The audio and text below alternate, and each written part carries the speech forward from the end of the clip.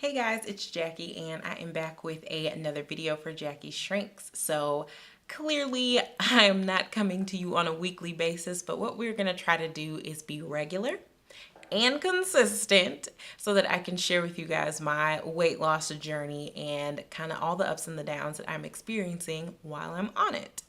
So, my original plan was to lose 11 pounds starting from the beginning of the year until about now. My current weight is 155.8 pounds, and so I have not gotten to that goal. And I think I told you guys in the last video that I wasn't going to reach that goal, but we were looking at more of like a June-ish timeline to reach that goal. So, what I realized is that in spite of everything that was going on, I had optometry school interviews. I traveled to Chicago, traveled to Memphis. I got into both places and selected my school, so that's really exciting. But there was a lot going on there. Our house was flooded by our upstairs neighbor. We live in a condo, and that's a whole situation, and we're trying to relocate, and I'm in 19 credit hours worth of science courses trying to finish up my prerequisites. And so life is busy, it is crazy, and it's to be expected that sometimes you get a bit distracted, especially when there are additional things like school. Fine, I can manage that, but then interviews and then the unexpected flood, it just kind of piles up, and it can be a real distraction, and it can cause a lot of stress. And for me, I'm an emotional eater, I'm a stress eater, and so it kind of took its toll. So I got back up to about 159-ish pounds. And y'all, the weird thing about it is like, so I use my Fitness Pal every day. I have like a 285-day streak or something like that. I've been tracking for a good amount of months, and I can set up my Fitness Pal and she can look perfect. Macros balanced, sugars low, calories perfect. But the thing is that even when you intend to do your best every day with your calorie intake, you can really sabotage yourself, especially when you're in a stressful situation or kind of a stressful time frame. And, a handful of cereal here, or half a granola bar here, or a handful of chocolate chips, or, oh, somebody brought some candy to school and wanted to share it with you. And before you know it, you've maybe eaten 200 or 300 more calories a day than what you had anticipated, which could be the difference between being in a calorie deficit and being at your, kind of steady state calorie intake where you don't lose weight. Or like me, you could put on a little weight because of all the stuff that was going on. And so there's no shame here. I'm a human being. Things are going to go up and down. I get that. But I really wanted to take the time to figure out what were my weak points and how I could actually overcome these things to get to a place where I could lose these last 11 pounds. So I have started what I'm calling intermittent fasting, but I'm sure everybody's going to tell me that it's not intermittent fasting. It's kind of just borrowing some wisdom from intermittent fasting and incorporating that into my life to help me overcome my weak spots. So for me specifically, my weak spots are snacking in the afternoon. I mean, really, that's the biggest one, is snacking in the afternoon and just generally like eating like sugar and French fries. I really like French fries, but the real issue is snacking in the afternoon. And so generally my schedule looked like kind of a breakfast, lunch, dinner with two snacks in between around 10:30, and maybe around like between 3 and 5:30 or something, I'd have a snack, and then breakfast, lunch, dinner. So you kind of have things evenly spaced out. And for me, I'm never really hungry in the morning, but I've been a consistent breakfast eater. And so I just thought you need to do that to get your metabolism going. But I've learned from intermittent fasting that that's not necessarily the case. Really, what it comes down to is a calorie deficit. If you are in a calorie deficit, you will lose weight. Period, point blank, period. There are very few other factors that really factor into weight loss more than being in a calorie deficit. Things like sleep and stress, like those do affect your weight loss. But being in a calorie deficit is a great way to start to lose weight, regardless of how your sleep is, regardless of how your stress is. If you're in a calorie deficit, the likelihood is that you will lose weight. Period.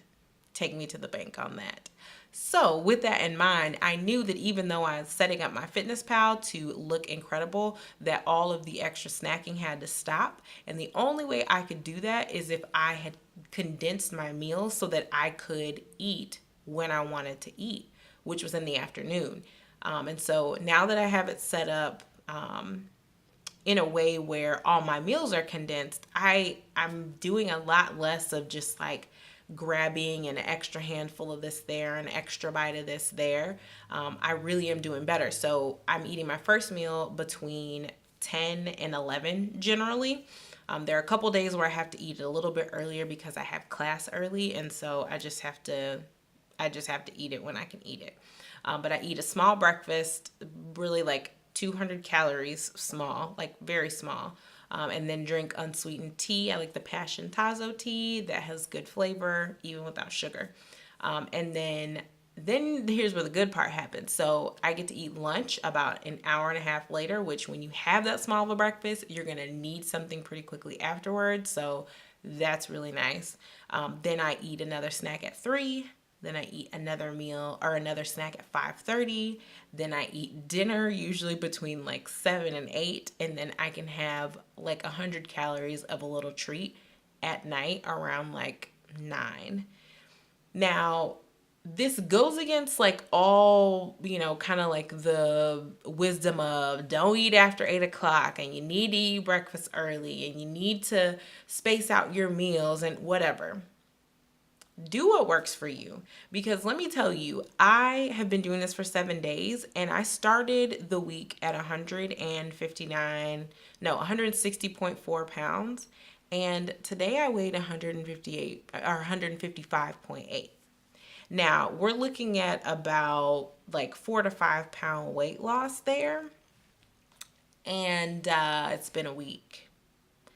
So, like, obviously, that's not going to happen every single week. There's no way. But I think coming off of how much I was eating and not really realizing how many more calories I was eating per day than what I should have been doing versus eating the way that I know I should eat and not eating any additional food, it makes a difference, a huge difference, and the weight can come off. So I'm going to continue with what I'm calling my intermittent fasting. And I have to give a shout out to my husband because he's the one who put together my schedule. So now I call him my fitness coach. My fitness coach made my schedule so I know when to eat. And he just kind of helped me think through it to make sure that it made sense and that I was, eating the right amount of calories at the right time to kind of just work with my cravings because they're not going anywhere. And it's been incredible this week, and I feel satisfied. And yes, I am hungry in the morning. I'm sure people are going to ask, yes, I'm hungry in the morning. But being hungry in the morning when you haven't eaten anything and you can just drink water or have tea, it really isn't like that is not so bad for me. And I don't know why. Maybe for some people, like the physical feeling of hunger is actually really difficult for them to deal with.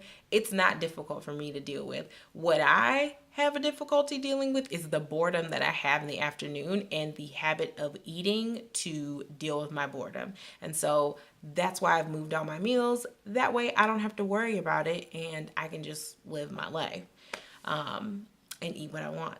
So that has been working. I'm going to keep you all updated on that because I think that this is going to be the key for me to lose the weight that I need to lose. I've worked out this week twice already. I'm going to work out again tomorrow. I normally do 3 times a week, do cardio and weightlifting. And in another video, I'm going to talk about me switching up my my exercise routine because that has been, oh, y'all, it's been rough. But I want to talk about it because I think it's interesting and it can be kind of a sort of motivation for people if they are interested in kind of getting out of a plateau or helping them kind of move in a different direction to gain more strength and just to kind of shake things up.